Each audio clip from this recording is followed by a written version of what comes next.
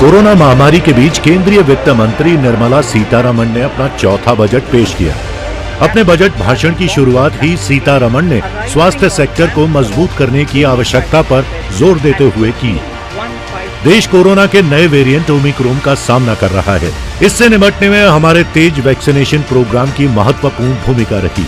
इसी का नतीजा रहा है कि देश ने रिकॉर्ड स्तर पर वैक्सीनेशन के काम को पूरा किया है। राष्ट्रव्यापी कोविड टीकाकरण के तहत अब तक 166.68 करोड़ से अधिक टीके लगाए जा चुके हैं। भारत में सक्रिय मरीजों की संख्या 17,43,000 के करीब है। पिछले 2 सालों से लगातार हेल्थ इंफ्रास्ट्रक्चर को बेहतर बनाने की दिशा में काम किया जा रहा है। इसी का नतीजा है कि आज देश कोरोना महामारी का सामना करने में काफी मजबूत स्थिति में है। सरकार की कोशिश हेल्थ सेक्टर की इस मजबूती को बनाए रखने की है। इसे और भी विस्तार देने के लिए सरकार की तैयारी एक राष्ट्रीय डिजिटल स्वास्थ्य पारिस्थितिकी तंत्र विकसित करने की है। इसके लिए एक खुला मंच तैयार किया जाएगा। इसमें स्वास्थ्य सेवा देने वालों और स्वास्थ्य सुविधाओं की डिजिटल रजिस्ट्रियां, विशिष्ट स्वास्थ्य पहचान और स्वास्थ्य सुविधाओं तक सभी नागरिकों की समान पहुंच शामिल होगी। Open platform for the national digital health ecosystem will be rolled out. It will consist of digital registries of health providers and health facilities, unique health identity, consent framework with and universal access to health facilities. Corona महामारी का सामना कर रहे देश के सामने एक नई स्वास्थ्य चुनौती आ रही है।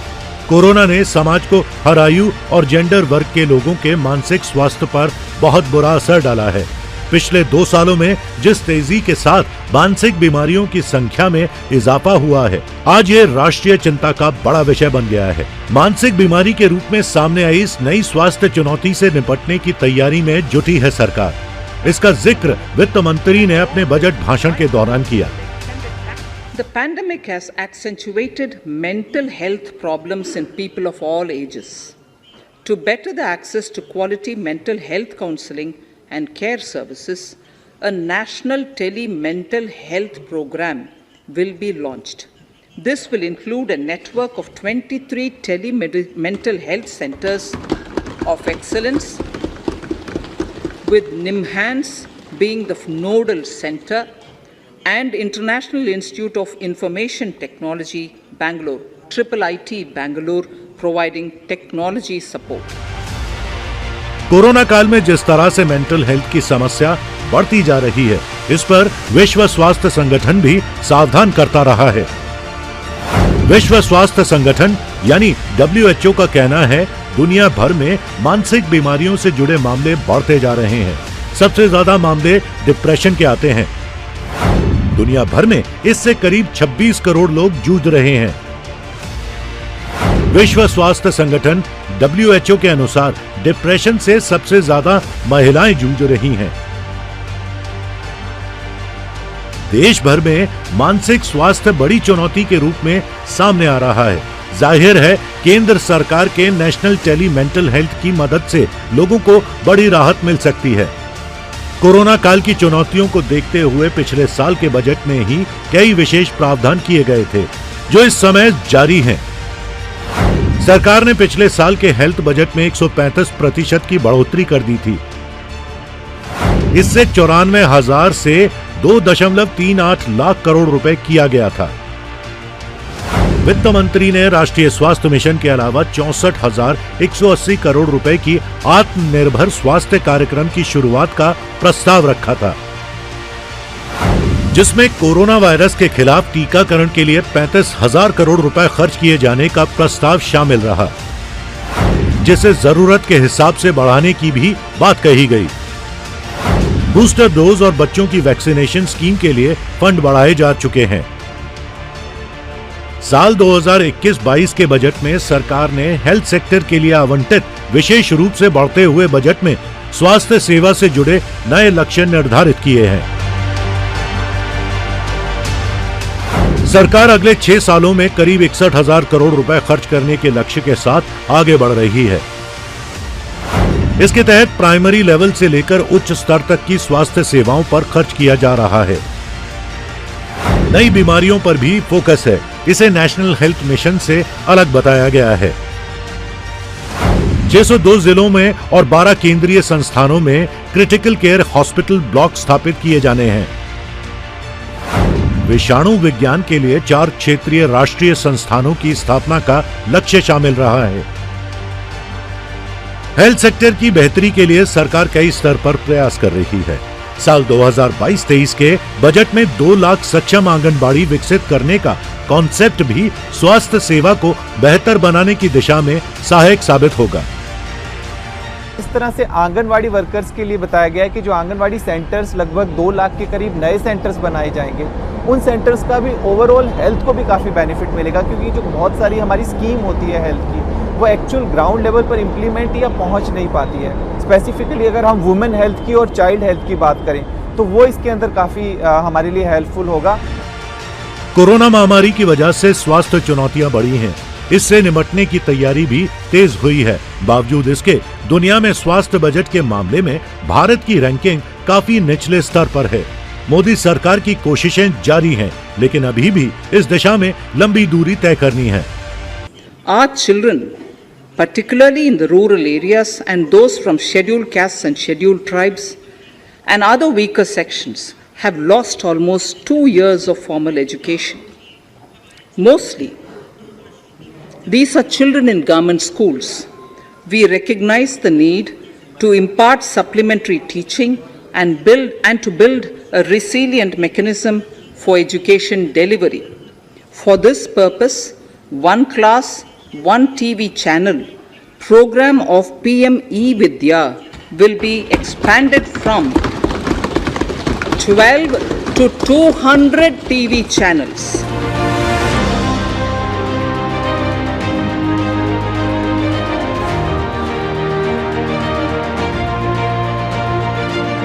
कोरोना की मार का असर एजुकेशन के क्षेत्र पर सबसे ज्यादा पड़ा है। ऐसे में वित्त मंत्री निर्मला सीतारमण का ये ऐलान शिक्षा के क्षेत्र को बूस्ट करेगा।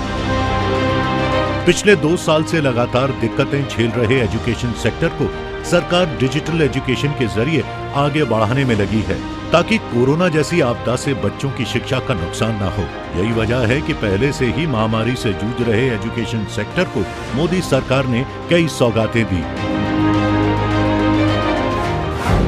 डिजिटल शिक्षा पर सरकार का जोर। डिजिटल विश्वविद्यालय खोले जाएंगे।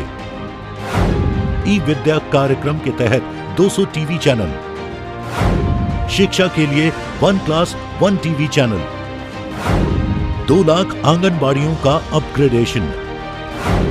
डिजिटल देश ई पोर्टल लाएंगे। स्कूलों की हर क्लास में टीवी लगाने का ऐलान। दरअसल 2020 के बाद, यानी जब से कोरोना काल की शुरुआत हुई है, तब से छात्रों पर जो बीती उसका अंदाजा लगाना मुश्किल है। क्लासरूम की जगह अचानक मोबाइल और कंप्यूटर स्क्रीन्स ने ले ली। यही वजह है कि इस बार की बजट में निर्मला सीतारमण ने डिजिटल एजुकेशन पर पूरी तरह से फोकस करा। सरकार ने दूसरी इनिशिएटिव दी है, भाई जो कोरोना काल में जैसे बच्चे थे, चौथी का बच्चा है सीधा छठी में आ गया, उसका 1-2 साल मिस हो गया पढ़ाई का, उसका आप मेकअप कैसे करोगे? तो सरकार ने ई विद्या स्कीम लॉन्च की है। उसके माध्यम से कंटेंट क्रिएट करेंगे और बच्चों को अलाउ करेंगे कि यदि आप कुछ मिस किए हो तो आप वो पढ़ाई कर सकते हो। डिजिटल एजुकेशन पर सरकार का पूरा फोकस है। गांव-गांव तक ब्रॉडबैंड पहुंचाने का दावा किया जा रहा है, लेकिन गांव तक इंटरनेट नहीं पहुंच पा रहा है। ये भी एक दिक्कत देश के कई इलाकों में सामने आ रही है। हालांकि छात्रों ने डिजिटल एजुकेशन का स्वागत किया है। वित्त मंत्री के बजट पिटारे में युवाओं पर खास ध्यान दिया गया है, क्योंकि निर्मला सीतारमण जानती हैं कि युवाओं पर ध्यान देना सबसे ज्यादा जरूरी है। यही वजह है कि वित्त मंत्री ने रोजगार सृजन को लेकर कई घोषणाएं की। वित्त मंत्री ने शिक्षा जगत के साथ साथ रोजगार, कौशल विकास और उद्योगों के प्रोत्साहन के लिए कई बड़े और अहम ऐलान किए हैं। बजट में वित्त मंत्री ने घोषणा में लाखों नई नौकरियों को देने का वादा किया है। आत्मनिर्भर भारत के अंतर्गत 16 लाख नौकरी, मेक इन इंडिया के तहत 60 लाख नौकरी, कौशल विकास कार्यक्रमों के नए सिरे से शुरू करने का ऐलान, नेशनल स्किल क्वालिफिकेशन प्रोग्राम उद्योगों की जरूरत के अनुसार बनाने की घोषणा। पीएम मोदी ने बजट को शानदार बताया और कहा कि इससे रोजगार के अवसरों में जबरदस्त इजाफा होगा। ये बजट मोर इंफ्रास्ट्रक्चर, मोर इन्वेस्टमेंट, मोर ग्रोथ और मोर जॉब्स की नई संभावनाओं से भरा हुआ है। और एक नया क्षेत्र और खुला है और वो है ग्रीन जॉब्स का। ये बजट तत्कालीन आवश्यकताओं का भी समाधान करता है और देश के युवाओं के उज्जवल भविष्य को भी सुनिश्चित करता है। शिक्षा के क्षेत्र में देश की जीडीपी के 6% का खर्च करने की बात भले ही कही गई हो, लेकिन इसके आसपास अभी तक कोई भी सरकार नहीं पहुंची है। ऐसे में डिजिटल एजुकेशन को बढ़ावा देने का ऐलान कोरोना काल में शानदार बताया जा रहा है, क्योंकि देर से ही सही छात्र फिर से डिजिटल माध्यम के जरिए अपनी शिक्षा पर पूरी तरह से ध्यान देंगे। और ये तो सब जानते ही हैं कि पढ़ेगा इंडिया तभी तो बढ़ेगा।